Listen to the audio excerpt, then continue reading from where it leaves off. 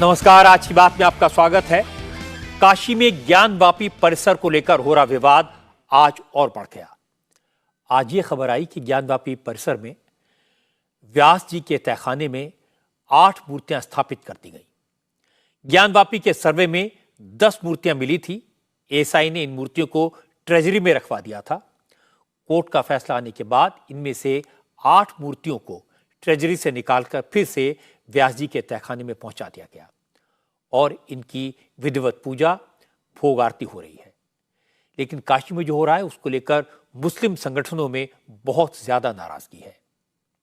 आज मुस्लिम personal law board, Jamiat Ulama Hind, Jamaat Islami जैसे संगठनों के मौलानाओं ने साफ साफ कहा कि अयोध्या में समझौता कर लिया, कड़वा घूंट पी लिया, अब और बर्दाश्त नहीं करेंगे। मौलाना अरशद मदनी, मौलाना महमूद मदनी, मौलाना सैफुल रहमानी, मलिक मोहसिन और कमाल फारूकी जैसे मुस्लिम स्कॉलर्स ने कहा अब उन्हें कोर्ट के फैसलों पर भी यकीन नहीं है, क्योंकि अदालतें एक तरफा फैसले दे रही हैं। उन्होंने कहा अगर यही होता रहा तो देश का माहौल खराब होगा। हालांकि इस बीच अंजुमन इंतजामिया कमेटी की तरफ से हाई कोर्ट में अपील की गई। वाराणसी कोर्ट के फैसले पर रोक लगाने की मांग की गई थी, लेकिन हाई कोर्ट से फिलहाल कोई राहत नहीं मिली। हाई कोर्ट अब 6 फरवरी को इस केस की सुनवाई करेगा। इसे हिंदू पक्ष ने अपनी कानूनी जीत बताया। लेकिन सवाल है कि आस्था और कानूनी दांवपेचों के बीच उलझा ये मसला क्या फिर से हिंदू और मुसलमानों के बीच दूरियां बढ़ाएगा? क्या मौलाना, मुस्लिम संगठनों के नेता और राजनीतिक पार्टियों के नेता इस मामले में आग में घी डालने का काम कर रहे हैं? इस पर चर्चा करेंगे आज की बात में। लेकिन सबसे पहले आपको यह बता देता हूं कि आज काशी में क्या क्या हुआ। असल में ज्ञानवापी केस में वाराणसी की जिला जज की अदालत के फैसले को मुस्लिम पक्ष की तरफ से हाई कोर्ट में चैलेंज किया गया। डिस्ट्रिक्ट जज के फैसले पर रोक लगाने की मांग की गई, लेकिन हाई कोर्ट ने व्यास जी के तहखाने में पूजा अर्चना की परमिशन के आदेश को स्टे करने से इनकार कर दिया।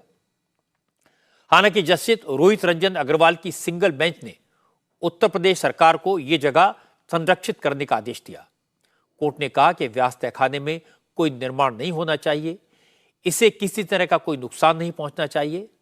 अब हाई कोर्ट 6 फरवरी को इस केस की सुनवाई करेगा। लेकिन इस बीच एक बड़ा डेवलपमेंट हुआ। पता ही चला कि व्यास जी के तहखाने में पूजा अर्चना शुरू होने के बाद वाराणसी के प्रशासन ने उन 10 में से 8 मूर्तियों को भी तहखाने में वापस रखवा दिया जो सर्वे के दौरान वहां मिली थी और ट्रेजरी में जमा करवा दी गई थी।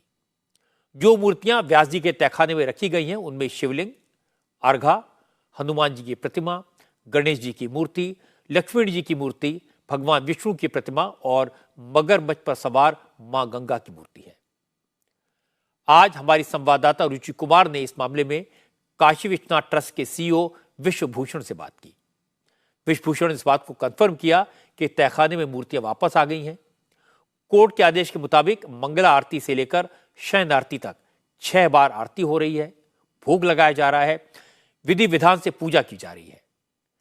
काशी विश्वनाथ ट्रस्ट के सीईओ ने कहा क्योंकि पहले व्यास जी के तहखाने में रामायण का अखंड पाठ होता था, इसलिए वहां रामायण का पाठ भी शुरू कर दिया गया है जो अनवरत चल रहा है। विश्वभूषण ने कहा क्योंकि भक्तों को तहखाने में अंदर जाने की अनुमति नहीं है, इसलिए जो भी लोग आ रहे हैं काशी विश्वनाथ परिसर में नंदी जी के सामने खड़े होकर दूर से ही तहखाने में रखे विग्रहों के दर्शन कर रहे हैं। से जो एएसआई की लिस्ट में जो मूर्तियां थी उनमें से हनुमान जी की एक मूर्ति है जिसका दर्शन भी हम लोग बाहर से हमने भी किया है, बाकी भी श्रद्धालु कर पा रहे हैं। और शेष उसके अलावा एक गंगा जी के वाहन के रूप में मकर का वर्णन है वह है, और एक अर्घा है, एक शिवलिंग है, एक गणपति की प्रतिमा है, एक विष्णु जी की प्रतिमा है। और व्यास जी के तहखाने में एडीएम प्रोटोकॉल द्वारा उसको उपलब्ध कराया गया है। जो न्यायालय का आदेश जब हो गया कि भोग राग की व्यवस्था करनी है, तो भोग राग चूँकि नेसेसिटी होती है, डेली नेसेसिटी होती है, जो भी देवता विराजमान होते हैं उनकी अपरिहार्य दैनिक आवश्यकताओं का अंग होता है, तो एडीएम प्रोटोकॉल ने जिलाधिकारी के आदेश पर उसको उपलब्ध कराया। उसके बाद उसका भोग राग प्रारंभ किया गया है। व्यास जी का तहखाना खुल गया है, तहखाने में मूर्तियां भी रख गई हैं, पूजा शुरू हो गई है और ये सब कोर्ट के आदेश से हो रहा है। अब बड़ी संख्या में भक्त भी तहखाने के बाहर से ही भगवान के दर्शन करने पहुंच रहे हैं। व्यास तहखाने के दर्शन की उत्सुकता में काशी विश्वनाथ मंदिर में आज 1 लाख से ज्यादा श्रद्धालु आए और सबको दर्शन मिल सके, प्रशासन ने इसका इंतजाम भी किया। कहीं किसी को कोई दिक्कत ना हो, भक्तों में जबरदस्त जोश है, उसका ध्यान रखा जाए। लेकिन काशी की गलियों में बाबा विश्वनाथ के जयकारे आज दिन भर गूंजते रहे। गए तो थे बट दूर से थोड़ा दर्शन हुआ, ज्यादा अंदर नहीं जाने दिया गया, बाहर से हुआ दर्शन बस। हम काफ़ी लकी है जो हम अभी के दिन में आए हैं, अभी जस्ट ऑर्डर आया है एंड हम आ गए यहाँ पे, तो काफ़ी अच्छा है।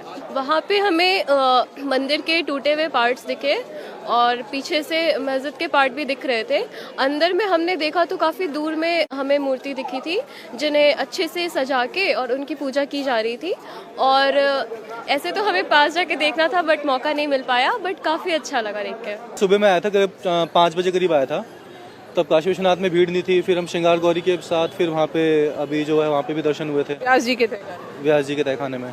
दूर था काफ़ी, उन्होंने ऐसे एक चुन्नी जैसा कुछ लगा रखा है उस पर, तो देख तो नहीं सकते हैं, लेकिन हाँ सुबह पता चल रहा है कि वहाँ पे मतलब उन्होंने थोड़ा सजा के रखा हुआ है उसे, काफ़ी अच्छी सजावट है वहाँ पे। सत्य सनातन संतों के संग गूंज रहा संसार है, सत्य सनातन संतों के संग गूंज रहा संसार है, पूजा हो रहा ज्ञानवापी में जान रहा संसार है। बम बम बोल रहा है काशी, बम बम बोल रहा है काशी, नमः पार्वती पते हर हर महादेव।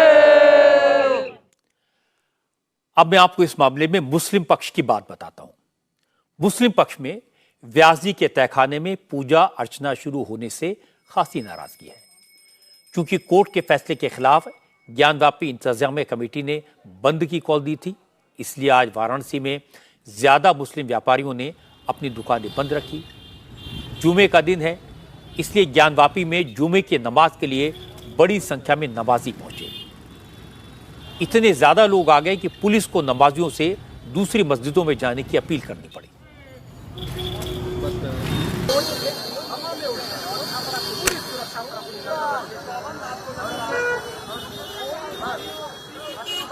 पुलिस ने सुरक्षा के कड़े इंतजाम किए थे। एक तरफ व्यास जी के तहखाने के दर्शन करने के लिए श्रद्धालु पहुंच रहे हैं, दूसरी तरफ जुमे के नमाज की भीड़ दिखाई दे रही थी, इसलिए प्रशासन मुस्तैद था, कहीं कोई गड़बड़ी नहीं हुई, सब कुछ शांति से संपन्न हो गया। फर्क सिर्फ इतना था कि तहखाने के दर्शन करने पहुंचे लोगों ने खुलकर अपनी बात कही, लेकिन ज्ञानवापी में नमाज अता करने लोगों ने नमाज पढ़ी और चुपचाप चले गए, कुछ नहीं बोले। लेकिन बहुत सारे मौलाना, उलेमा और मुस्लिम संगठनों के नेता आज इस मामले में कूद पड़े। पहली बात तो यह हुई कि जब मुस्लिम पक्ष को हाईकोर्ट से कोई फौरी राहत नहीं मिली, तो अब मुस्लिम पक्ष हाई कोर्ट में फाइल की गई अपनी पिटीशन में बदलाव करेगा। अब मुस्लिम पक्ष वाराणसी डीएम को व्यास तहखाने का रिसीवर अपॉइंट करने के फैसले को भी चैलेंज करेगा। इसके अलावा मुस्लिम स्कॉलर्स अब इसके खिलाफ अभियान चलाएंगे, जगह जगह जाकर अपनी नाराजगी का इजहार करेंगे और आज इसकी शुरुआत दिल्ली से हुई।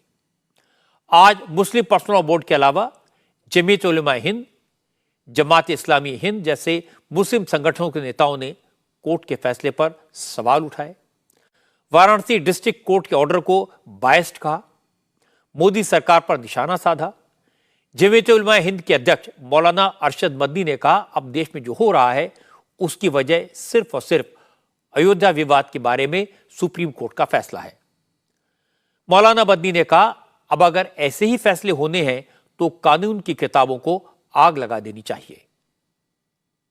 जिस तेजी के साथ ये मसाइल उठे हैं, उनसे ये महसूस होता है कि कानून को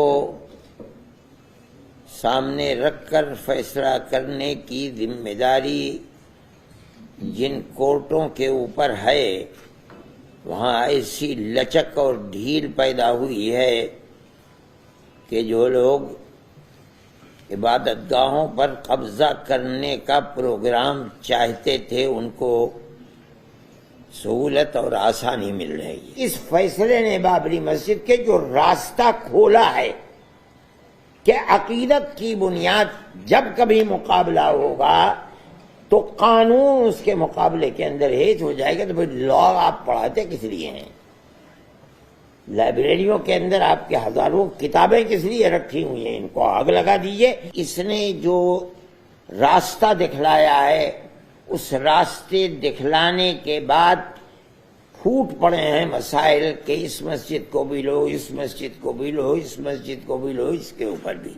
ये तो एक तस्वुर ये दिया जा रहा है कि जहां भी अक्सरियत इस मुल्क के अंदर अपनी अकीदत की बुनियाद के ऊपर किसी मसले को लाएगी, वहां हकीकत और सबूत शवाहिद को नहीं देखा जाएगा, बल्कि वहां ये देखा जाएगा कि अक्सरियत की अकीदतमंदी क्या चाहती है, जो चाहती है उसको पेश कर दिया जाएगा, तो मुल्क कैसे चलेगा। इसके बाद जमात-ए इस्लामी हिंद के उपाध्यक्ष मलिक मोहतशिम ने खुलकर बात कही। उन्होंने चेतावनी भरे अंदाज में कहा, देश की ब्यूरोक्रेसी, जुडिशरी और पूरा सिस्टम सरकार के इशारों पर काम कर रहा है, इसलिए मुसलमानों का सब्र टूट रहा है। अब वो वक्त ज्यादा दूर नहीं जब मुसलमान अपने नेताओं की बात भी नहीं सुनेंगे। अगर ऐसा हुआ तो मुल्क को बहुत नुकसान होगा। अब ये मसला सिर्फ ज्ञानवापी की या जामे मस्जिद बनारस की इस मस्जिद ही का नहीं, जो हमारे मुल्क में पॉलिटिशियंस हैं, जो हुक्मरान हैं, उनकी क्या हिमायत है, उनका कोई सपोर्ट है या अदलिया उनके इशारों पे काम कर रही है, ये हमें मालूम नहीं। जो ब्यूरोक्रेसी है, एडमिनिस्ट्रेशन है, जैसे कि उस फैसले में कहा गया कि 7 दिन के अंदर इसका इंतजाम था, लेकिन फैसला आते ही फौरी एडमिनिस्ट्रेशन इतना एक्टिव हो गया कि दिन शुरू होने से पहले उन्होंने वहां पूजा का इंतजाम बैरिकेड्स काट के कर। हम मुसलमान भाइयों से सब्र की अपील करते, तहम्मुल की अपील करते, लेकिन कब तक अपील करेंगे अगर हुकूमत, जुडिशरी, ब्यूरोक्रेसी मुसलमानों के सब्र का और उनके तहम्मुल का इस्तेहसाल कर रही, तो ये अब मुसलमान क़ियादत के भी बस में नहीं रहेगा। अब मैं आपको मौलाना महमूद मदनी की बात सुनवाता हूं। वो आमतौर पर बहुत संयमित अंदाज में बोलते हैं, शब्दों का चयन सोच समझ कर करते हैं, लेकिन आज उनका अंदाज भी बदला हुआ था। मौलाना महमूद मदनी ने कहा, अदालतों में एक तरफा फैसले हो रहे हैं, ये जिसकी लाठी उसकी भैंस वाला सिस्टम ठीक नहीं है, क्योंकि लाठी वही रहती है, लेकिन लाठी को इस्तेमाल करने वाले हाथ बदल सकते हैं। इंडिया का जुडिशियल सिस्टम, ये इसके ऊपर बहुत बड़ा क्वेश्चन मार्क आ गया है। जिस तरह वन साइडेड तरीके से एकतरफा तौर पर जाते जाते फिर उनको इनामात भी मिल जाएंगे। डिस्ट्रिक्ट कोर्ट के जज साहब ने जाते जाते इस तरह का फैसला दे दिया और फिर ऊपर की अदालतें टेक्निकल रीजन से उस फैसले को में दखल देने को तैयार नहीं है, तो एक पार्टी का तो पूरा हक मारा गया। कहां जाएंगे, किसके पास जाएंगे, कहां रोएंगे? दुश्मन है, दुश्मनों जैसा सुलूक किया जा रहा है, डिमोनाइज कर दिया, बदनाम कर दिया, रुसवा कर दिया है, मुंह दिखाने के काबिल नहीं है। तो इंसाफ और इंसाफ के तकाजे, इसको बाकी रखना सबकी जिम्मेदारी है। लाठी और भैंस नहीं होनी चाहिए, जिसकी लाठी उसकी भैंस, ये नहीं होना चाहिए। ये जंगल राज है, याद रखिएगा। लाठी और भैंस का कानून अगर चलेगा तो लाठी हाथ बदलती है। बात इस हद तक ना बढ़नी चाहिए जो खराबी की तरफ चली जाए। ज्ञानवापी का मसला आज पार्लियामेंट में भी उठा। असदुद्दीन ओवैसी ने लोकसभा में कोर्ट के फैसले पर सवाल खड़े किए। ओवैसी ने कहा, देश के मुसलमानों को मोदी सरकार पर यकीन नहीं है, क्योंकि मुसलमानों से एक एक करके मस्जिदें छीनी जा रही हैं। ऐसा लग रहा है जैसे नरेंद्र मोदी प्रधानमंत्री नहीं है, बल्कि पुजारी सम्राट बन गए हैं। आज 17 करोड़ मुसलमान अपने आप को ऐसा समझते हैं कि जिस जमाने में हिटलर के जमाने में यहूदी अपने आप को समझते थे। 9.5 साल में क्या हुआ? सिर्फ एक शख्स को मजबूत कर दिया गया, एक मजहब को मजबूत कर दिया गया, एक आइडियोलॉजी, एक नजरिए को मजबूत कर दिया गया, एक शनाख्त को सब शनाख्त के आगे दूसरी शनाख्तों को मिटाने की कोशिश की गई, एक जबान को मजबूत कर दिया गया, तो हमारी जमहूरियत तो खोखली हो चुकी है। हमारे देश के प्रधानमंत्री सर, वतन अजीज के वजीर आजम, मैं बड़ी जिम्मेदारी के साथ कह रहा हूं कि प्रधानमंत्री नहीं है बल्कि पुजारी सम्राट बन चुके हैं वो। और मैं क्यों कह रहा हूं कि हमारे सदर जमहूरिया ने कहा था कि 22 जनवरी एक तारीखी दिन है, बिल्कुल तारीखी दिन है। 22 जनवरी की बुनियाद 6 दिसंबर 92 को रखी गई। 22 जनवरी की बुनियाद 86 में ताले खोलकर रखी गई। 22 जनवरी की बुनियाद जीबी पंत ने रखी थी। इसीलिए तारीखी दिन है। और तारीखी दिन इसलिए भी है कि सर इसी ऐवान में 16 दिसंबर 1992 को हमने एक रेजोल्यूशन पास किया था। आप बताइए कि आज इस मुल्क में चाहे कोई सेकुलर पार्टी का हो या जो भी हो, वाले सब सेकुलर है, बुरा मैं हूं, किसी में हिम्मत नहीं है कि 6 दिसंबर की बात की जाए। आज मुल्क के 17 करोड़ मुसलमान भारत के वजीर आजम पर एतमाद भरोसा नहीं करते, बिल्कुल नहीं करते, बता रहा हूं, खुल के कह रहा हूं। एक तारीखी दिन 22 जनवरी था, एक तारीखी दिन 31 जनवरी था। सर रात के अंधेरे में अपील किए बगैर आप आरे लेकर रास्ता खोल देते हैं।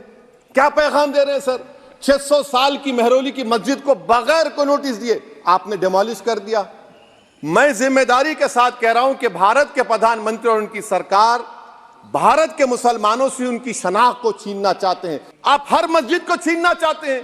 आप बताइए 17 करोड़ मुसलमानों को क्या पैगाम दे रहे हैं आप कि आप हर मस्जिद को छीन लेंगे मुझसे? नरेंद्र मोदी इस मुल्क में तारीख लिखना चाहते हैं। क्या तारीख लिखना चाहते हैं?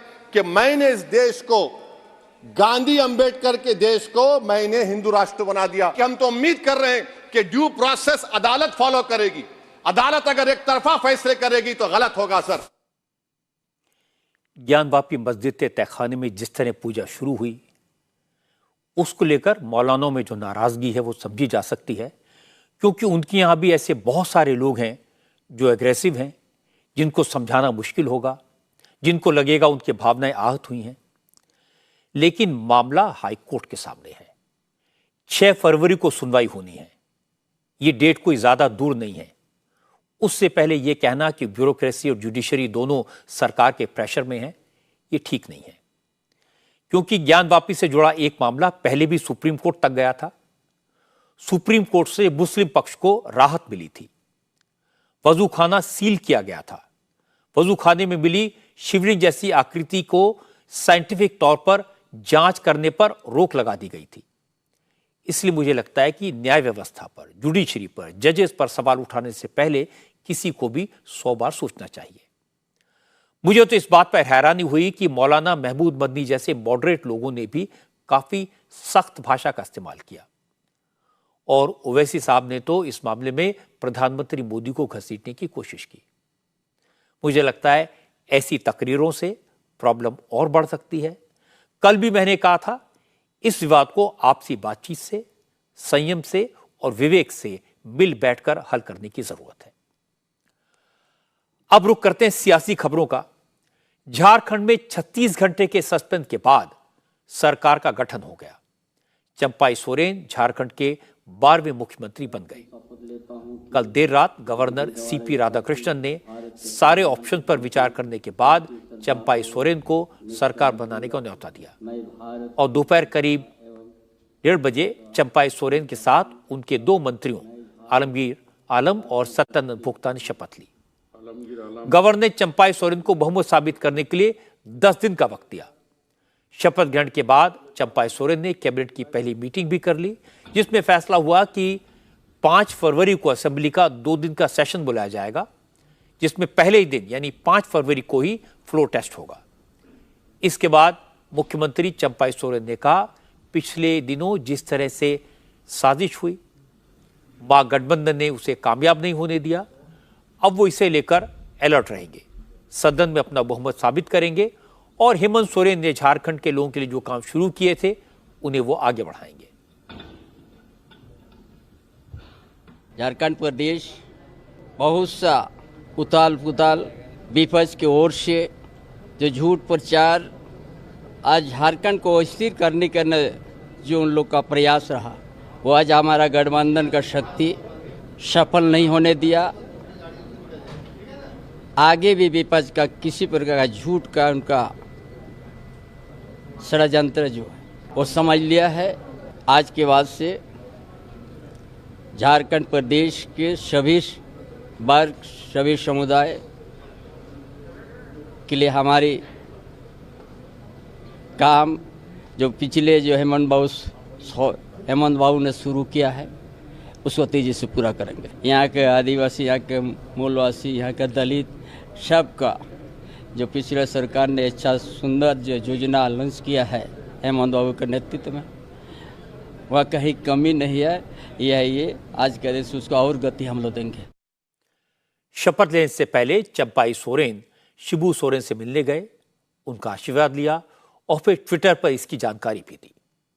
वैसे कोई बड़ी बात नहीं है, क्योंकि जब से चंपाई सोरेन को विधायक दल का नेता चुना गया था तो यह दावा किया जा रहा था कि शिबू सोरेन अपने परिवार के किसी मेंबर को मुख्यमंत्री बनाना चाहते हैं। वो चंपाई सोरेन के पक्ष में नहीं है, लेकिन आज शिबू सोरेन से मिलकर चंपाई सोरेन ने इन दावों को खारिज करने की कोशिश की। एक और बात, चंपाई सोरेन ने भले शपथ ले ली हो, वो मुख्यमंत्री बन गए हों, लेकिन ऐसा लगता है कि अभी भी जेएमएम और कांग्रेस को अपने विधायकों पर पूरा भरोसा नहीं है। इसीलिए जब चंपाई सोरेन शपथ ले रहे थे उस वक्त झारखंड मुक्ति मोर्चा और कांग्रेस के ज्यादातर एमएलए को हैदराबाद शिफ्ट करने की तैयारी भी चल रही थी। चंपाई सोरेन, आलमगीर आलम और सत्यानंद भोक्ता ने जैसे शपथ ली, समारोह खत्म हुआ, उसके 15 मिनट के अंदर 39 विधायक रांची एयरपोर्ट पहुंच गए। विधायकों को हैदराबाद भेजने की तैयारी पहले से कर ली गई थी। चार्टर प्लेन खड़ा था और कुछ ही देर में सभी विधायकों को लेकर प्लेन हैदराबाद के लिए टेक ऑफ कर गया। तेलंगाना में कांग्रेस की सरकार है, इसलिए हैदराबाद में झारखंड के विधायकों के लिए सारे शाही इंतजाम पहले से हो चुके थे। पुलिस फोर्स को डिप्लॉय किया गया था, लग्जरी बसेस तैयार खड़ी थी। एयरपोर्ट से हैदराबाद के लियोनिया रिसोर्ट तक पूरे रास्ते में पुलिस तैनात थी। ट्रैफिक डाइवर्ट किया गया था। विधायकों के लिए 2 होटल बुक किए गए हैं, लेकिन अभी सारे विधायकों को लियोनिया रिसोर्ट में रखा गया है। चंपाई सोरेन ने अपने विधायकों को हैदराबाद पहुंचाया तो बीजेपी के लीडर ने फौरन चुटकी लेनी शुरू कर दी। पूर्व मुख्यमंत्री बाबूलाल मरांडी ने कहा, जेएमएम और कांग्रेस को अपने ही एमएलए पर भरोसा नहीं है, उन्हें अभी भी शक है विधायक टूट सकते हैं, पाला बदल सकते हैं। देखिए, विधायकों को क्या है कि उन लोगों को अपने विधायकों के ऊपर कोई भरोसा नहीं है, कोई विश्वास नहीं है। उनको लगता है कि अगर यहाँ खुले हम लोग छोड़ दिए, पता नहीं कि विधायक लोग यहाँ से वहाँ कहीं भाग सकता है, जो कि स्वाभाविक है। जिन्होंने 4 वर्षों तक राज्य के लिए कुछ काम नहीं किया हो, तब फिर वैसे लोग क्या करेंगे, उनसे तो घबराएंगे ही ना। तो इसीलिए सरकार को चिंता है या चंपाई को चिंता है कि वैसी हालत में लोग इधर उधर विधायक लोग छोड़ भी दे सकते हैं, तो क्यों नहीं पकड़ के रखा जाए। जब उनको विधायकों के ऊपर विश्वास होता, भरोसा होता, तो मुझे नहीं लगता है कि इसकी कोई उनको जरूरत थी। हालांकि चंपाई सोरेन का कहना है कि उन्हें कोई डर नहीं है, कोई विधायक नहीं टूट रहा। एमएलए सिर्फ रिफ्रेशमेंट के लिए हैदराबाद गए हैं और जल्दी ही लौट आएंगे। लेकिन सवाल है कि अगर चंपाई सोरेन को 36 घंटे के बाद बहुमत साबित करना है तो फिर एक दिन के लिए विधायकों को हैदराबाद भेजने की क्या जरूरत थी। इसलिए यह कहना तो गलत है कि कोई डर नहीं है। डर तो है, और अगर विधायकों को एकजुट रखने के लिए हैदराबाद भेजा है तो इसमें कोई बुराई भी नहीं है। मैं तो झारखंड कांग्रेस के अध्यक्ष राजेश ठाकुर और जेएमएम के प्रवक्ता सुप्रियो भट्टाचार्य की तारीफ करूंगा कि उन्होंने साफ साफ कहा कि चोरी का डर नहीं है, इसलिए ताला खुला छोड़ देना बेवकूफ़ी होगी। अपने घर की हिफाजत हर कोई करता है, इसीलिए विधायकों को हैदराबाद ले जा रहे हैं। खैर, झारखंड में सरकार का सस्पेंस तो खत्म हो गया, लेकिन सस्पेंस खत्म होने के बाद हेमंत सोरेन की बात किसी ने नहीं की। हेमंत सोरेन को आज कोर्ट ने ईडी की 5 दिन की कस्टडी में भेज दिया। रांची की स्पेशल पीएमएलए कोर्ट ने हेमंत सोरेन को 10 दिन की कस्टडी ईडी के मांगने पर दी, लेकिन अदालत ने 5 दिन की कस्टडी मंजूर की। हेमंत सोरेन का हाल देखकर अरविंद केजरीवाल भी अलर्ट हैं। केजरीवाल को आज शराब घोटाले के केस में ईडी के सामने पेश होना था, लेकिन वो ईडी के दफ्तर नहीं गए। ईडी केजरीवाल को 5 समन दे चुकी है, लेकिन केजरीवाल ने साफ साफ कह दिया कि ईडी के समन गैर कानूनी है। जब ईडी उन्हें कानूनी तरीके से बुलाएगी वो तभी जाएंगे। अब कानूनी तरीका क्या होगा ये केजरीवाल ने एक्सप्लेन नहीं किया। जिस वक्त केजरीवाल को ईडी के दफ्तर में पेश होना था, उस वक्त वो पंजाब के मुख्यमंत्री भगवंत मान और दूसरे नेताओं के साथ बीजेपी ऑफिस के सामने प्रदर्शन करने पहुंच गए। आम आदमी पार्टी ने चंडीगढ़ में मेयर के इलेक्शन में हार के बाद आज प्रदर्शन की कॉल दी थी। दिल्ली, हरियाणा और पंजाब से केजरीवाल की पार्टी के वर्कर आम आदमी पार्टी के ऑफिस में इकट्ठा हुए। आम आदमी पार्टी का दफ्तर बीजेपी हेडक्वार्टर के पास ही है, इसलिए यहीं से बीजेपी दफ्तर तक मार्च करने का प्लान था, लेकिन पुलिस ने बैरिकेड लगा दिए। क्योंकि बीजेपी ने केजरीवाल के खिलाफ प्रदर्शन का ऐलान किया था, दोनों पार्टियों के कार्यकर्ता आपस में टकराए नहीं, इसलिए पुलिस ने सुरक्षा के तगड़े बंदोबस्त किए थे। आम आदमी पार्टी के कार्यकर्ता जैसे ही बीजेपी दफ्तर की तरफ बढ़े तो पुलिस ने उन्हें रोक दिया। फिर पुलिस और प्रदर्शनकारियों के बीच झड़प हुई। इसके बाद आम आदमी पार्टी के दफ्तर में ही मंच सजाया गया। अरविंद केजरीवाल, भगवंत मान, दिल्ली सरकार के मंत्री गोपाल राय, सांसद संदीप पाठक जैसे कई नेताओं ने भाषण दिए। केजरीवाल ने बीजेपी के खिलाफ नारे लगवाए और कहा बीजेपी सत्ता के लिए कुछ भी कर सकती है, इसलिए अब वो लोकतंत्र को बचाने की लड़ाई लड़ेंगे।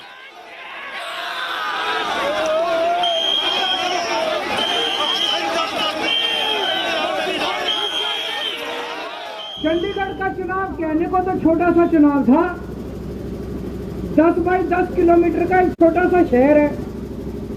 मेयर का चुनाव था, लेकिन दुनिया की सबसे बड़ी पार्टी चंडीगढ़ के चुनाव में वोटों की चोरी करते हुए पकड़ी गई, रंगे हाथों पकड़ी गई। अगर ये चंडीगढ़ जैसे छोटे से चुनाव में इतनी बड़ी गड़बड़ कर सकते हैं, तो जाहिर है लोकसभा के और विधानसभा के चुनाव में तो पता नहीं कितनी बड़ी गड़बड़ करते होंगे। केवल सत्ता के लिए ये किसी भी हद तक जा सकते हैं। सत्ता के लिए देश को भी बेच सकते हैं, सत्ता के लिए देश को भी दांव पे लगा सकते हैं। दोस्तों, जो आप वोट डाल के आते हो, आप तो सोचते हो मैंने इसको वोट डाला, लेकिन उसके बाद आपके वोट का क्या होता है, कुछ नहीं। मशीन के अंदर आप बटन किसी का दबाते हो, वोट किसी के खाते में जाता है, किसी का भी नाम वोटर लिस्ट से काट दिया जाता है। वो दोस्तों, अगर जनतंत्र ही खतरे में पड़ जाएगा तो फिर ये वोट का, इलेक्शन का कोई मतलब नहीं रह जाएगा। इसलिए हम सबको मिलकर इसके खिलाफ आवाज उठानी है। बीजेपी की प्रोटेस्ट में शामिल होने पंजाब से भगवंत मान भी आए थे। भगवंत मान ने कहा 2024 में अगर मोदी जीते तो लोकतंत्र खत्म हो जाएगा, फिर वो उम्र भर के लिए दिल्ली पर बैठ जाएंगे। मान ने इल्जाम लगाया कि जहां बीजेपी का राज नहीं है, वहां वो गवर्नर को आगे करके राज करना चाहती है, और जहां चुनाव हार जाती है वहां जबरन सत्ता पर काबिज हो जाती है। देश किसी के बाप की जागीर नहीं है, ये 140 करोड़ लोगों का देश है। मतलब हद हैरानी की कि इनका बस चले तो इलेक्शन ही ना होने दें, और अगर इलेक्शन हमने कोर्ट के जरिए करवा भी ली तो उसका रिजल्ट देख लो कैसे निकलता है। चलो वैसे ही लोकसभा में होता है, ऐसे ही राज्यसभा में बिल पास होते हैं, हाँ वाले हाँ कहें, ना वाले ना कहें, हाँ वालों की जीतो। चलो अगर 2024 में ये किसी न किसी तरीके से खुदा ना खास्ता ये आ गए तो नरेंद्र मोदी का नाम नरेंद्र मोदी नहीं रहेगा, नरेंद्र पुतिन बन जाएगा भाई साहब। बाद में इलेक्शन नहीं करवाएंगे, फिर इलेक्शन नहीं होगा, सीधा बस जितनी आजीवन रहेंगे मोदी साहब। गवर्नर हमें तंग कर रहे हैं, ममता दीदी को गवर्नर तंग कर रहे हैं, पंजाब में गवर्नर तंग कर रहे हैं, बात पे कह देते हैं ये लीगल नहीं है, ये लीगल है, ये चुनी हुई सरकार है भाई। इलेक्टेड राज करेंगे या सिलेक्टेड राज करेंगे? एक तरफ केजरीवाल का प्रोटेस्ट चल रहा था, दूसरी तरफ बीजेपी के कार्यकर्ता शराब घोटाले के केस में केजरीवाल के खिलाफ प्रोटेस्ट कर रहे हैं। बीजेपी के कार्यकर्ता बड़ी संख्या में आम आदमी पार्टी के ऑफिस के पास जमा हुए थे। सबके हाथों में पोस्टर थे, तख्तियां थी। उनका इल्जाम था कि केजरीवाल ने शराब घोटाला करके दिल्ली की जनता के साथ धोखा किया है, इसलिए केजरीवाल को ईडी के सामने पेश होकर सारे सवालों के जवाब देने चाहिए। प्रोटेस्ट में बड़ी तादाद में बीजेपी की महिलाएं भी शामिल हुई। केजरीवाल के खिलाफ बीजेपी के प्रोटेस्ट मार्च की अगुवाई कपिल मिश्रा कर रहे थे।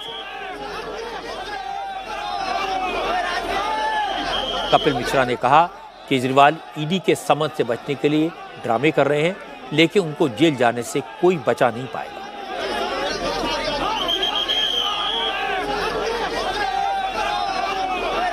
जहां विजय नायर है, जहां सत्येंद्र जैन है, जहां मनीष सिसोदिया है, जहां संजय सिंह है, वहीं केजरीवाल का जाना निश्चित है। जहां पूरा गैंग पड़ा है, गैंग का लीडर भी वहीं जाएगा। और ये ईडी के पास जाने से इसीलिए बच रहे हैं क्योंकि केजरीवाल को पता है कि उनकी चोरी पकड़ी जा चुकी है और जेल जाना निश्चित है। केजरीवाल को जांच से बचने के लिए जितने झूठ बोलने हैं बोल ले, लेकिन अगर ये बीजेपी हेडक्वार्टर का सम्मान है तो मनीष सिसोदिया को जमानत क्यों नहीं मिल रही? अगर ये बीजेपी का सम्मान है तो संजय सिंह को सुप्रीम कोर्ट ने जमानत देने से क्यों मना कर दिया?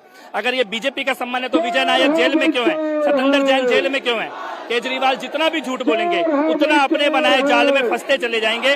उनको जेल जाने से कोई रोक नहीं सकता। उन्होंने दिल्ली की बेटियों और बहनों के साथ धोखा किया है, शराब के ठेके खोलकर। बच नहीं सकते वो। आम आदमी पार्टी प्रोटेस्ट तो तब करेगी जब उनके साथ कोई कार्यकर्ता होगा। उनके साथ जब उन्होंने संजय सिंह गिरफ्तार हुआ, सड़क पे कोई नहीं उतरा। मनीष सिसोदिया के लिए मुश्किल से 500 लोग सड़क पे उतरे और आज केजरीवाल सुबह से चिल्ला रहे हैं, लेकिन सड़क पे उनके कार्यकर्ता आ नहीं पा रहे हैं। तो उनका जनाधार खत्म हो चुका है। अब वो हरियाणा से, पंजाब से लोगों को लाने की कोशिश कर रहे हैं, लेकिन दिल्ली में उनके पास अब कार्यकर्ता नहीं बचा है। अरविंद केजरीवाल हो, हेमंत सोरेन हो, अभिषेक बैनर्जी हो, संजय राउत हो, रोहित पवार हो, इन सब के खिलाफ ईडी जांच कर रही है और सबका इल्जाम यह है कि बीजेपी विरोधियों को डराने के लिए ईडी का बेजा इस्तेमाल कर रही है। लेकिन इलेक्शन स्ट्रेटेजिस्ट से नेता बने प्रशांत किशोर ने कहा कि जांच एजेंसियों का इस्तेमाल तो पहले भी होता था, ये कोई नई बात नहीं है। असल में प्रशांत किशोर ने ममता बनर्जी के साथ भी काम किया है, केजरीवाल को भी चुनाव जीतने के टिप्स दिए और अब वो खुद चुनावी राजनीति में उतरने की तैयारी कर रहे हैं। आज प्रशांत किशोर आपकी अदालत में मेरे मेहमान थे। शो की रिकॉर्डिंग के दौरान मैंने प्रशांत किशोर से पूछा, क्या विपक्षी नेताओं के ये आरोप सही है कि उनकी लड़ाई बीजेपी के साथ साथ ईडी और सीबीआई से भी है? पिछले दिनों जिस तरह से हेमंत सोरेन और अरविंद केजरीवाल जैसे मुख्यमंत्रियों के खिलाफ ईडी की कार्रवाई हुई, उसका क्या असर हो सकता है? क्या आने वाले चुनाव में बीजेपी को इसका नुकसान हो सकता है या फिर ईडी और सीबीआई विरोधी दलों को जोड़ने के लिए फेविकोल का काम करेंगी? प्रशांत किशोर ने जो जवाब दिया उसकी एक झलक आपको सुनवा देता हूं। जो सारे विरोधी दलों के नेता सफलता का राज बताते हैं, वो कहते हैं सीबीआई और ईडी। देखिए, आप रजत जी 40 साल से पत्रकारिता कर रहे हैं। जो भी सत्ता में रहता है इस देश ने देखा है, वो गवर्नमेंट की एजेंसीज का दुरुपयोग, सदुपयोग, जो भी आप कहना चाहो, सब करते हैं दुरुपयोग और सब यही कहते हैं कि वो तो बिल्कुल एजेंसियां स्वतंत्र हैं, वही काम कर रही है। ऐसा नहीं है कि देश में पहली बार हो रहा है। Extent could very. अगर आप बीजेपी के सपोर्टर हो तो आप कहोगे इंदिरा जी के टाइम में ज़्यादा होता था, अभी कम हो रहा है। अगर आप कांग्रेस के सपोर्टर हैं तो आप कहेंगे कि भैया हमारे ज़माने में कम होता था, अभी ज़्यादा हो रहा है। लेकिन नेट एज ए सिटीजन आपको ये समझना चाहिए कि मतलब इन एजेंसियों का दुरुपयोग होता है और जनता को उससे दिक्कत नहीं है। उपयोग दुरुपयोग से जनता को इस बात से जरूर दिक्कत हो सकती है। लोगों को ये परेशानी नहीं है कि लालू जी पे छापा पड़ गया, कि अरविंद केजरीवाल पे पड़ा, कि हेमंत सोरेन पे पड़ा। लोगों को प्रॉब्लम ये होती है कि अगर वही हेमंत सोरेन कल बीजेपी ज्वाइन कर ले तो छापा रुक जाएगा। लोगों को दिक्कत उससे है। बाकी अगर किसी ने गलत किया है, आप उसकी जांच करना चाहते हो, उसको जेल में डालना चाहते हो, कानूनी कार्रवाई करना, उसमें दिक्कत नहीं है। दिक्कत यह है कि वही आदमी जब बीजेपी से जुड़ जाए तो फिर आप कहते, कल जिसको आपने बताया सबसे बड़ा भ्रष्ट जिस पर जांच चल रही है, वो आदमी बीजेपी ज्वाइन किया, आपने परसों से अपने जांच रोक दी, वहां पर दिक्कत है। और मुझे लगता है कि it is not consistent with what Modi ji claims. तो to that extent he is at fault. लेकिन जहां तक एजेंसियों के दुरुपयोग की बात है, तो जितना उपयोग दुरुपयोग अभी हो रहा है, इस तरह के उपयोग दुरुपयोग पहले भी होते रहे। आज महाराष्ट्र में इंडिया अलायंस के नेताओं को उस वक्त भारी एम्बेरसमेंट का सामना करना पड़ा जब सीट शेयरिंग के मुद्दे पर बात करने पहुंचे वंचित बहुजन अघाड़ी के नेता प्रकाश अंबेडकर ने कहा, इंडिया अलायंस बचा ही कहाँ है। बंगाल में टूट गया, बिहार में टूट गया, दिल्ली और पंजाब में टूट गया, यूपी में टूटने के कगार पर है, इसलिए अब महाराष्ट्र में वो भी कोई फैसला लेने से पहले सोचेंगे। मजे की बात है कि आज सीट शेयरिंग के मुद्दे पर बात करने के लिए संजय राउत, नाना पटोले, अशोक चव्हाण, बालासाहब थोराट, जयंत पाटिल और जितेंद्र अफाड़ ने बहुत मान मनोबल करके प्रकाश अंबेडकर को बुलाया था। प्रकाश अंबेडकर पहुंचे तो सबने गुलदस्ते देकर उनका स्वागत किया। बात हुई और इसके बाद जब प्रकाश अंबेडकर मीटिंग से निकले तो संजय राउत और नाना पटोले उनको बाहर तक सी ऑफ करने आए। बाहर कैमरे लगे थे, रिपोर्टर्स मौजूद थे। प्रकाश अंबेडकर खुद रिपोर्टर्स के पास आए और उन्होंने जो कहा उसे सुनकर संजय राउत और नाना पटोले के पास इधर उधर देखने के अलावा कोई रास्ता नहीं था। नीतीश जी अलग गए हैं, आप भी अलग जा रहा है, ममता बनर्जी अलग जा चुकी है, चौथा पार्टनर जो बचा हुआ था वो एसपी था। एसपी ने कांग्रेस को 11 सीट ऑफर की है, लेकिन कांग्रेस उससे संतुष्ट नहीं ऐसा दिखाई दे रही है और इसलिए एसपी ने अपने 16 सीटों पर कैंडिडेट मतलब नाम डिक्लेयर की है। हम लोग उम्मीद करते हैं कि ये साथ में रहे, लेकिन उनका अनुभव देखते हुए हम लोग थोड़ा शांति से जाना चाह रहे हैं। प्रकाश अंबेडकर ने बता दिया कि विरोधी दलों के अलायंस की क्या हालत है, लेकिन मुश्किल है कि कांग्रेस के नेता अभी भी सार्वजनिक तौर पर यही कह रहे हैं गठबंधन मजबूत है, नीतीश के जाने से कोई फर्क नहीं पड़ेगा, बाकी सब मिलकर चुनाव लड़ेंगे। लेकिन आज बंगाल में एक बार फिर ममता बनर्जी ने कांग्रेस को साफ साफ बता दिया कि उनकी सरकार कांग्रेस के साथ सहयोगियों जैसा व्यवहार नहीं, विरोधियों जैसा सलूक करेगी। असल में आज राहुल गांधी की न्याय यात्रा को बंगाल के मुर्शिदाबाद से वीरभूम होते हुए झारखंड के पाकुड़ डिस्ट्रिक्ट जाना था, लेकिन राहुल की यात्रा को वीरभूम में प्रशासन ने रोक लिया।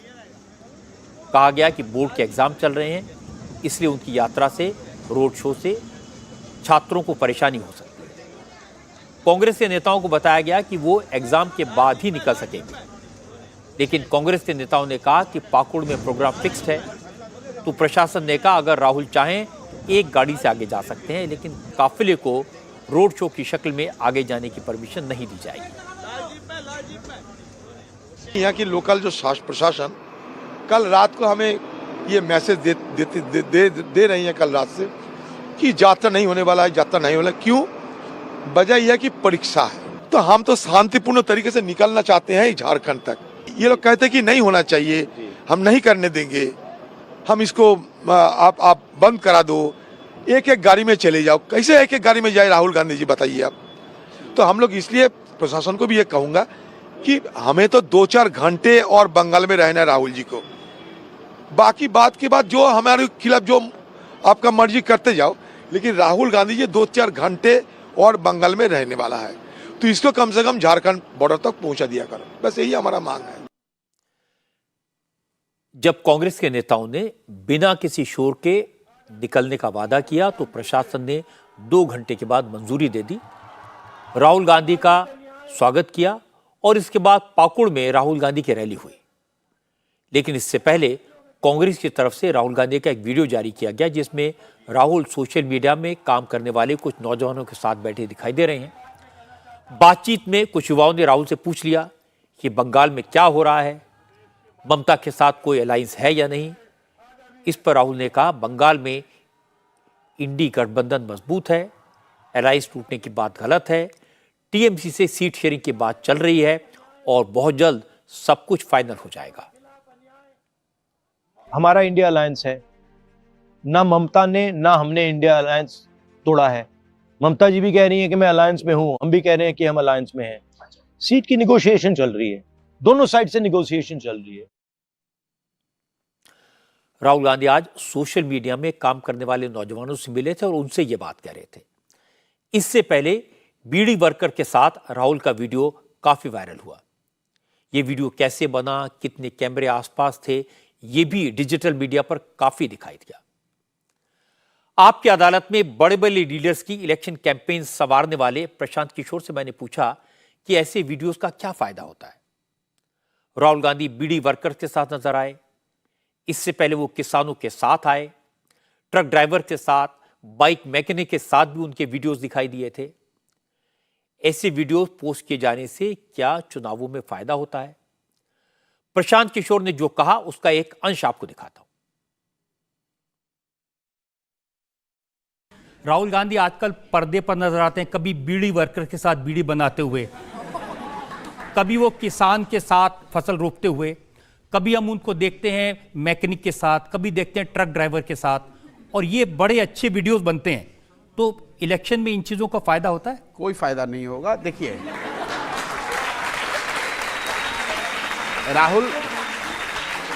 राहुल गांधी को इसका फायदा इसलिए नहीं होगा, कोई भी चीज एब्सोल्यूट ब्लैक एंड व्हाइट नहीं होती है। राहुल गांधी को इसका फायदा इसलिए नहीं होगा कि अगर आप 60 वर्ष आपकी और आपकी फैमिली, आपकी पार्टी रूलिंग पार्टी रहने के बाद आज जाकर आप बता रहे हैं कि धान की रोपनी कैसे होती है या चांदनी चौक में बुलेट रिपेयर कैसे होता है, तो इट जस्ट सोच कि अभी तक जनता ने आपको सही वजह से इलेक्ट नहीं किया, क्योंकि आपको पता ही नहीं यार कि ये तो सामान्य बच्चे रोज ही जानते हैं यार कि रोपनी कैसे होती है। मतलब आप ट्रक ड्राइवर की जिंदगी को बताना चाहते हैं, आप खुद सीखना चाहते हो तो एक बात हो सकती है, और आप जनता को ये बता रहे हैं कि मैं 50 साल की उम्र तक मैं जानता ही नहीं हूं कि ट्रक ड्राइवर कैसे, उनकी जिंदगी क्या होती है। भाई मैं तो समझता हूं कि जो भी सामान्य राजनीतिक कार्यकर्ता है, नीचे से उठ के आया है, उसको मालूम है कि खेती करने वाले लोग की जिंदगी क्या होती है, धान की रोपनी कैसे होती है, ट्रक ड्राइवर्स की जिंदगी कैसे होती है। इसको जब ड्रामेटाइज आप करते हो, आपको वीडियो व्यू मिलेंगे, लेकिन वोट पर कोई बहुत असर नहीं पड़ेगा। प्रशांत किशोर ने राहुल गांधी के अलावा प्रियंका गांधी के बारे में, कांग्रेस के कंफ्यूजन के बारे में, सोनिया गांधी के बारे में आपकी अदालत में कई खुलासे किए। प्रशांत किशोर ने बताया कि बीजेपी के साथ काम करने का अनुभव कैसा रहा, मोदी के साथ उन्होंने जब काम किया तो उन्हें क्या सीखने को मिला, कैप्टन अमरिंदर सिंह के शेड्यूल के हिसाब से उन्होंने चुनावी रणनीति कैसे बदली, ममता बनर्जी को जीत का क्या मंत्र दिया, और बिहार में नीतीश कुमार का लालू से अलायंस कैसे करवाया। इन सारे सवालों के जवाब प्रशांत किशोर ने दिए आपकी अदालत में। यह आप सुन पाएंगे कल रात 10 बजे। ब्रेक से पहले मैंने आपको दिखाया कि राहुल गांधी दावा कर रहे थे कि बंगाल में गठबंधन मजबूत है, कांग्रेस ममता के साथ है, लेकिन आज ममता ने फिर कहा और साफ साफ कहा कि बीजेपी, कांग्रेस और लेफ्ट से तृणमूल कांग्रेस का कोई नाता नहीं है। असल में ममता आज केंद्र सरकार के खिलाफ धरने पर बैठी थी, लेकिन इस धरने में ममता ने केंद्र सरकार के साथ साथ कांग्रेस और लेफ्ट पर भी हमला किया। ममता ने कहा उन्होंने कांग्रेस से 300 सीटों पर लड़ने को कहा था, लेकिन कांग्रेस के नेताओं ने उनकी बात नहीं मानी। ममता ने कहा उन्हें नहीं पता कि 300 सीटों में भी कांग्रेस 40 जीत पाएगी या नहीं। ममता ने कांग्रेस को चुनौती दी कि वो उत्तर प्रदेश, राजस्थान और मध्य प्रदेश में चुनाव जीत कर दिखाए, उसके बाद बंगाल की बात करें। ममता ने राहुल की न्याय यात्रा पर भी तंज किया। ममता ने कहा राहुल की न्याय यात्रा फोटोशूट के लिए है। ममता ने राहुल की तुलना माइग्रेटरी बर्ड से की। उन्होंने कहा राहुल मुसलमानों को रिझाने के लिए बंगाल आए थे, लेकिन मुसलमान उनके बहकावे में आने वाले नहीं हैं।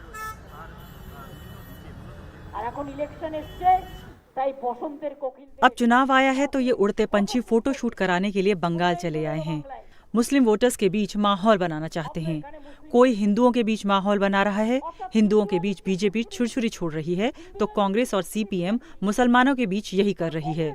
बीजेपी वाले हिंदू कहें तो ये मुस्लिम कहेंगे। मैंने कहा था ना कि आप देश में बाकी जगह 300 सीट पर लड़ लो, लेकिन आपको इतना अहंकार, इतना घमंड है। लेकिन जब वो मेरी बात नहीं माने तो मैंने कहा कि मैं बंगाल में आपको 2 सीट दूंगी, 2 सीट जिता भी दूंगी। लेकिन वो और मांग रहे थे, तो मैंने पूछा कि आप 42 सीटों पर लड़ना चाहते हैं? रिजेक्ट। उसके बाद से हमारे बीच कोई बात नहीं हुई। आप बंगाल छोड़कर यूपी में क्यों नहीं जाते? आपको साहस है तो इलाहाबाद में बीजेपी को हराइए, बीजेपी को बनारस में हराइए, राजस्थान और मध्य प्रदेश में भी बीजेपी को हराइए ना। ममता कह रही है कि कांग्रेस बंगाल छोड़े, यूपी पर फोकस करे, कम से कम इलाहाबाद की सीट जीत कर दिखाए। लेकिन मुश्किल है कि अखिलेश यादव प्रयागराज की सीट कांग्रेस के लिए छोड़ने के लिए तैयार नहीं है।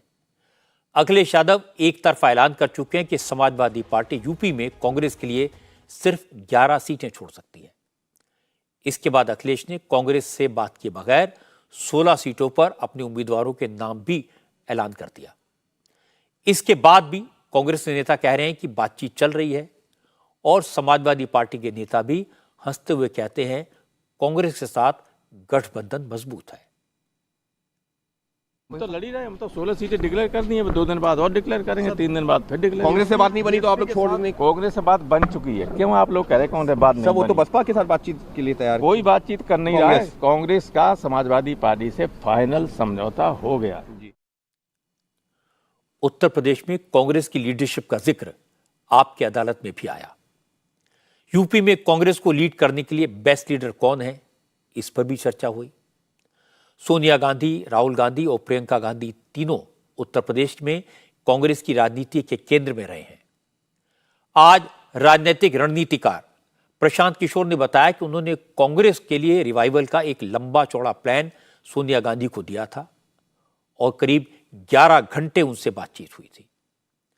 प्रशांत किशोर का सजेशन था कि प्रियंका गांधी को उत्तर प्रदेश में मुख्यमंत्री के उम्मीदवार के तौर पर प्रोजेक्ट किया जाए। सारी बात तय हो गई थी, फिर लास्ट मिनट पर क्या हुआ यह बताया प्रशांत किशोर ने आपकी अदालत में। सच है कि आप चाहते थे उत्तर प्रदेश में प्रियंका गांधी को मुख्यमंत्री के उम्मीदवार के तौर पर प्रोजेक्ट किया जाए? बिल्कुल, सिर्फ चाहते नहीं थे, ये पूरा प्लान उनको बताया गया, पूरी पार्टी की सहमति हुई, उसके बाद ही मैंने यूपी का कैंपेन एक्सेप्ट किया था।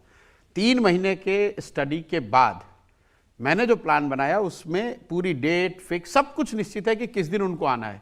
जब वो समय आया तो वो लोग बैकआउट कर गए और it was quite shocking for me. और मेरे अपने 10 साल के अनुभव में ऐसा कभी नहीं हुआ है कि पॉलिटिकल लीडरशिप, अब जैसे मान लीजिए कि मोदी जी के साथ काम कर रहे हैं और ये तय हुआ कि हमें चाय पे चर्चा करना है और पूरा प्रयास हो जाए चाय पे चर्चा के एक दिन पहले मोदी जी बैकआउट हो जाए, तब तो फिर आप क्या ही कर पाओगे। तो वही हुआ यूपी में, जो चीज प्लान था वो बैकआउट कर गए। प्रशांत किशोर ने देश की राजनीति के बारे में, जनता के मूड के बारे में, अपनी स्ट्रेटजी के बारे में, विरोधी दलों के गठबंधन और बीजेपी की रणनीति के बारे में आपकी अदालत में खुलकर बात की।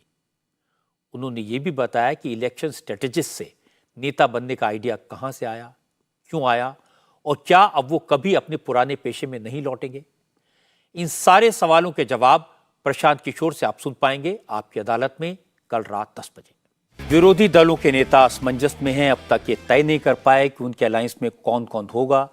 सीट शेयरिंग पर बात तय नहीं हो पा रही है और दूसरी तरफ नरेंद्र मोदी पूरे आत्मविश्वास के साथ दावा कर रहे हैं कि उनका तीसरा टर्म पक्का है।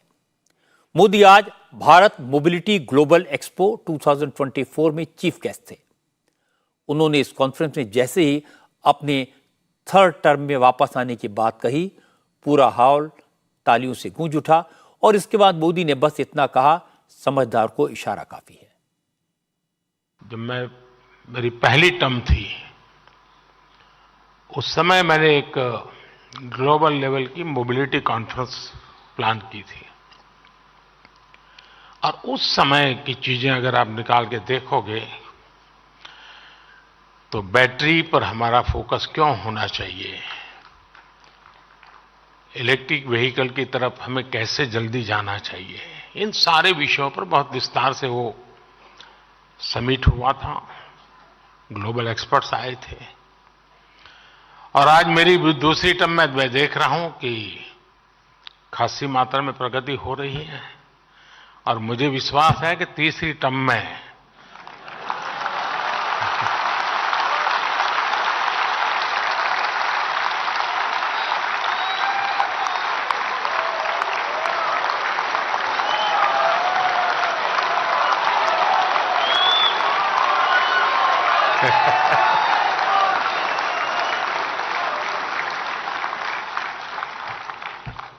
चलिए, समझदार को इशारा काफी होता है। मोदी का अंदाज देखकर यह साफ है कि वो तीसरी बार चुनाव जीत जाएंगे, इसका उन्हें पूरा यकीन है। अब तो उनके विरोधी भी मानने लगे हैं कि मोदी को एक बार फिर जीतने से कोई रोक नहीं सकता। बस इतना ध्यान रखने की जरूरत है कि बीजेपी की मशीनरी और मोदी के कार्यकर्ता जीत को लेकर इतने आश्वस्त न हो जाएं कि कॉम्प्लेसेंट होकर घर बैठ जाएं। आज की बात में इतना ही। मेरी आपसे अगली मुलाकात आपकी अदालत में होगी कल रात 10 बजे। आपकी अदालत में इस बार मेरे मेहमान हैं बड़े बड़े राजनेताओं को जीत का मंत्र देने वाले प्रशांत किशोर। प्रशांत किशोर ने भी आपकी अदालत में कहा कि अगर आज इलेक्शन हो जाए तो 2024 में नरेंद्र मोदी की जीत पक्की है। लेकिन उन्होंने कहा कि 2 महीने का वक्त है, राजनीति में कभी भी कहीं भी कुछ भी हो सकता है। आपकी अदालत में प्रशांत किशोर ने बताया कि नरेंद्र मोदी को जनता का इतना सपोर्ट क्यों मिलता है।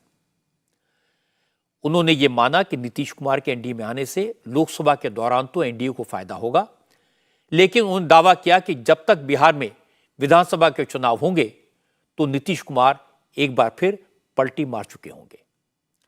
प्रशांत किशोर के ये सारे इंटरेस्टिंग जवाब आप सुन सकेंगे आपकी अदालत में कल रात 10 बजे।